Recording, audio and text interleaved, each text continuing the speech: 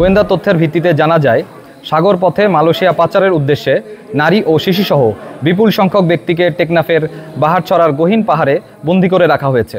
প্রাপ্ত তথ্যের ভিত্তিতে 18 সেপ্টেম্বর 2025 তারিখ বৃহস্পতিবার সন্ধ্যা 6টা হতে রাত 10টা পর্যন্ত বাংলাদেশ কোস্টগার্ড এবং নৌবাহিনী কর্তৃক একটি যৌথ অভিযান পরিচালনা করা হয়।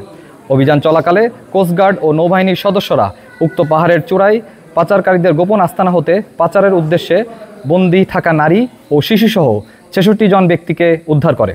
উদ্ধারকারীদের জিজ্ঞাসাবাদে জানা যায়, কয়েকটি সংঘবদ্ধ পাচারকারী চক্র বিদেশে উচ্চ বেতনের চাকরি, সুবিধাজনক কর্মসংস্থান, উন্নত জীবনযাপনের স্বপ্ন, অল্প খরচে বিদেশ যাত্রা এবং বিনা অর্থে প্রেরণ করে পরবর্তীতে কর্মস্থলে কাজের মাধ্যমে খরচ পরিশোধের সুযোগের প্রলোভন দেখিয়ে টেকনাফ সহ দেশের বিভিন্ন এলাকা থেকে বাংলাদেশি ও রোহিঙ্গা নাগরিকদের মালয়েশিয়ায় গমনে উদ্বুদ্ধ করে টেকনাফের গহীন পাহাড়ে গোপন আস্তানায় জিম্মি করে রেখেছিল।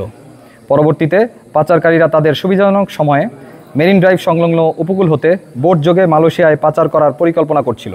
তারা আরও জানায় যে পাচারকারীরা তাদের আটকে রেখে নির্যাতনের মাধ্যমে মুক্তিপণ আদায় করার চেষ্টা করছিল। অভিযান চলাকালীন যৌথ বাহিনীর উপস্থিতি টের পেয়ে পাচারকারীরা পালিয়ে যাওয়ায় কাউকে আটক করা সম্ভব হয়নি।